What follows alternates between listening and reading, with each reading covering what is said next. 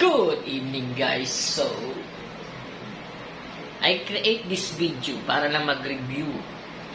Nagkaroon ako ng time mag-review ng mga nabili ko. So, ito yung huli kong binili. Yan, baliktad.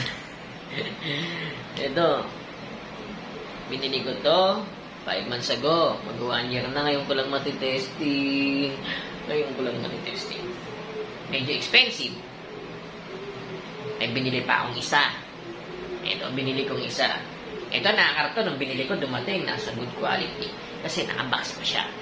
So, ito, 2 years ago, binili ko rin. Ito. Medyo expensive. Ito, 100 plus lang. So 100 plus na doon, titignan natin kung anong quality nito at ang quality nito. Sigurado naman, hindi naman sila nagkakalayo ng itsura. Titignan natin sa box. So, yung box.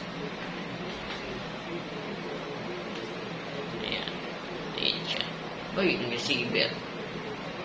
receiver. Ito yung transmitter. Ito, dumating to, naka-plastic. Alam mo, plastic, naka-skate. So, check this out. Review natin to. Unahin ko muna itong isa. Then next, ito. Then kayo na lang mag-score kung anong mas maganda sa dalawa. Siguro mas maganda to. Pero kung ito naman, meron din siyang something na di maganda o may maganda sa bitaw, pwede din. Ito, kung ito mas maganda. Medyo mas tipid ito. 100 plus lang Shopee. Ito medyo expensive. So, check this out. Review ko na to. In 1, 2, 3.